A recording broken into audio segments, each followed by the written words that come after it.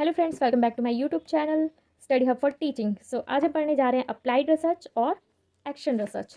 तो applied research क्या होता है? कल हमने फंडामेंटल रिसर्च और एजुकेशनल रिसर्च पढ़ा था। तो अप्लाइड रिसर्च के बारे में आज पढ़ते हैं। Applied research is also called as practical research और नीड बेस्ड रिसर्च। ये प्रैक्टिकल यूज़ है उसका। जैसे बेसिक रिसर्च फंडामेंटल में क्या था, सिर्फ थ्योरी प्रोवाइड करना था। यहाँ पे हम प्रैक्टिकली उस चीज़ को करके देखेंगे।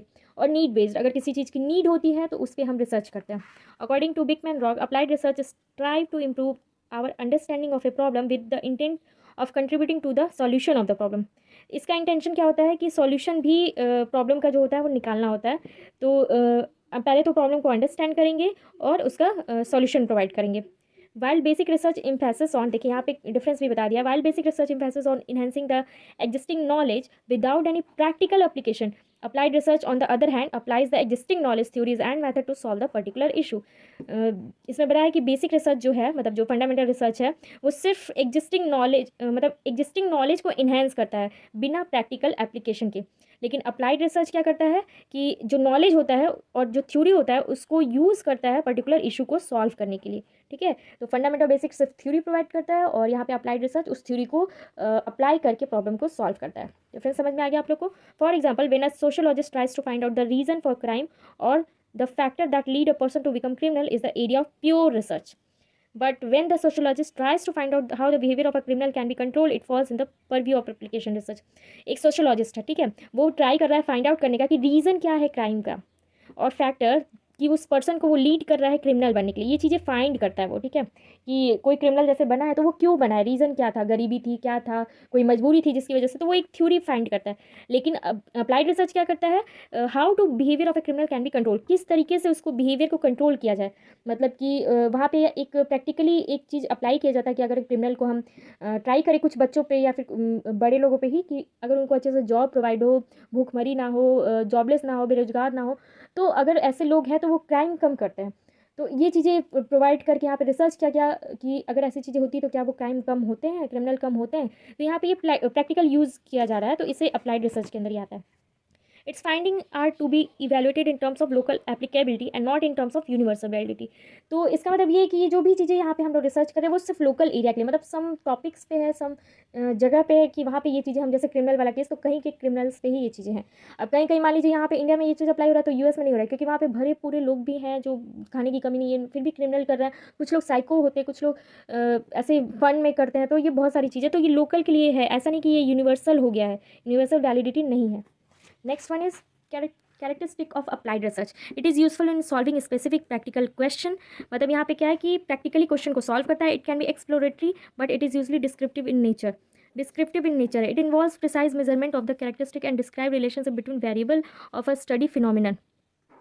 वेरिएबल जो इसका कैरेक्टरिस्टिक है, precise measurement of the characteristic and describe relationships, variables के बीच में डिफ्रेंशिएट और रिलेशनशिप बताता है। Helpful in solving practical education problem, जितना भी एजुकेशनल प्रॉब्लम है उसको सॉल्व करता है। एडवांटेज क्या है? Social benefit to society, economic gains, might provide noble research methodology and technique, has the potential to solve real problem purposeful.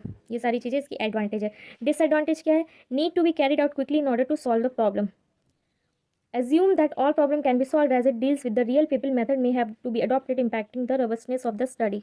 यहाँ पे assumption हो जाता है कि प्रॉब्लम सॉल्व हो चुकी है। जब रियल पीपल से डील करते हैं तो ये मेथड जो अडॉप्ट करते हैं वो उसको रोबस्टनेस पे इम्पैक्ट करता है। जो भी स्टडी की है प्रैक्टिकल में, जरूरी नहीं कि वो सक्सेसफुल हो। इनिशियल सॉल्यूशन में be very limited not generalise. हो सकता है कि पहले जो सोल्यूशन निकला है वो बहुत ही ज़्यादा लिमिटेड हो, तो वो जनरलाइज नहीं हो पाता है। कुछ चीज़ों में बहुत ही ज़्यादा हो रहा है और नेक्स्ट चीज़ों में वो मेथड काम नहीं कर रहा है। तो ये बहुत ही ज़्यादा वो है, मतलब स्पेसिफिक है। तो ये हो गया disadvantage. Next topic is action research. Action research क्या है? यहाँ पे action research participate in an on going testing and monitoring of improvement in their practice. Action research मतलब कि हमने पढ़ा फंडामेंटल रिसर्च जो कि बेसिक रिसर्च है, ठीक है, और उसके बाद हमने पढ़ा अप्लाइड रिसर्च जो कि इसका प्रैक्टिकल यूज़ है। यहाँ पे सिर्फ थ्योरी प्रोवाइड करते हैं, यहाँ पे प्रैक्टिकल यूज़। अब एक्शन रिसर्च क्या है? एक्शन रिसर्च वो है जिसमें कि हम प्रैक्टिकली किसी टॉपिक पे रिसर्च कर रहे हैं, ठीक है, उसमें हम खुद इन्वॉल्व रहते हैं, खुद चीज़ें टेस्ट करते हैं, वेरीफाई करते हैं, खुद चीज़ों को वहाँ पे एक्शन करके तब रिसर्च करते हैं।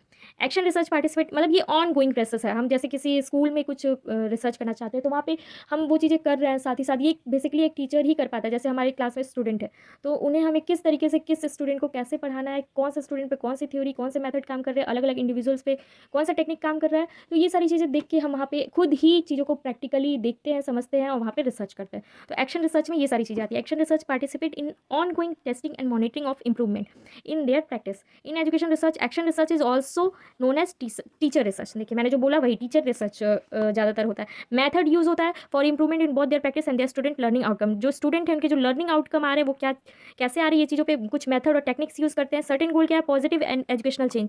पॉजिटिव एजुकेशनल चेंज इसका सर्टेन गोल है। पार्टिसिपेट, इसमें पार्टिसिपेट कौन कौन करता है, teacher, student, parents and community members. ये सारे लोग मिलकर इन चीज़ों पे रिसर्च करते हैं। Record are kept of the process and finding are published और presented in their wider audience. इसमें क्या है कि जो भी रिजल्ट है, जो भी हमारा प्रोसेस हुआ है, उसका जो भी फाइंडिंग आया है वो हम लोग पब्लिश कर सकते हैं वाइडर ऑडियंस के लिए। बहुत सारे लोग उसको अप्लाई कर सकते हैं और वाइडर रेंज में पब्लिश हो सकता है research. According to McChin and Jung, systematic inquiry that is collective, collaborative, self reflective, critical and undertaken by participant in the inquiry. ये उन्हीं लोग के द्वारा होता है जो कि उस इंक्वायरी में पार्टिसिपेट होते हैं, मतलब रिसर्च भी उन्हीं पे हो रहा होता है और कर भी वही रहे होते हैं। तो सिस्टमैटिक इंक्वायरी है जिसमें कि कोलैबोरेटिव होता है, कलेक्टिव होता है, मिलजुल के होता है, सेल्फ रिफ्लेक्टिव होता है, खुद को रिफ्लेक्ट करना, क्रिटिकल होता है और उन्हीं पार्टिसिपेंट के द्वारा होता है जो उस इंक्वायरी में शामिल होता है। It is a systematic inquiry conducted by teacher. Teacher के थ्रू होता है, एडमिनिस्ट्रेटर के थ्रू, काउंसलर के through, for the purpose of gathering information about how their particular schools operate, how they teach, how their student learn. ये किस चीज़ के लिए होता है कि कैसे स्कूल्स ऑपरेट कर रहा है, कैसे वो टीच कर रहे हैं, कैसे उनके स्टूडेंट लर्न कर रहे हैं, ये सारी चीज़ों से मिलकर ही ये रिसर्च होता है। Objective of action research to improve the practice going on the school. जो भी प्रैक्टिस स्कूल में चल रही हैं गोइंग ऑन द स्कूल, वो उसको इंप्रूव करता है। To remove the notion that educational research is the job of specialist only. ये जो नोशन है, नोशन मीन्स धारणा, ये जो धारणा है कि कोई स्पेशलिस्ट का ही काम है, एजुकेशनल रिसर्च का जॉब इस चीज़ को रिमूव करता है। To make teacher and the educational administrator research minded. Teacher और एडमिनिस्ट्रेटर को रिसर्च माइंडेड बनाता है। To make student, teacher, administrator more conscious about their problem and immediate solution. कोई भी प्रॉब्लम है तो इसका इमीडिएट सोल्यूशन निकालना, इस पर मेन फोकस करता है। बेनिफिट्स क्या है, empowering teachers and giving educator voice in the field. Teachers को मेन मतलब वॉइस मिलना, मतलब उनको मेन एक इंपॉर्टेंट रोल मिलना और टीचर को एम्पावर करना, उन्हें एक अथॉरिटी देना। Encourage new ideas and creativity. New idea and creativity encourage करता है। Collaboration, development of learning communities, promoting reflection and use of information for better decision making, increasing understanding and respect among teacher, student, parents and administrator.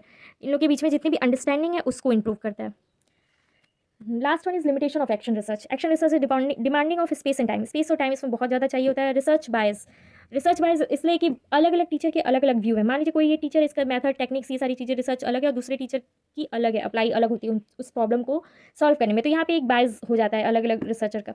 Result are more specific and less generalised. More specific होता है, ऐसा नहीं कि हम एक पे कर रहे हैं तो वो दूसरे पे भी अप्लाई हो, उसको जनरलाइज नहीं कर सकते। हर टीचर का अलग अलग तरीका है, अलग अलग मेथड है, तो मोर स्पेसिफिक ही होता है। Action research is a messy process and the constant of the model में ट्रैप टीचर।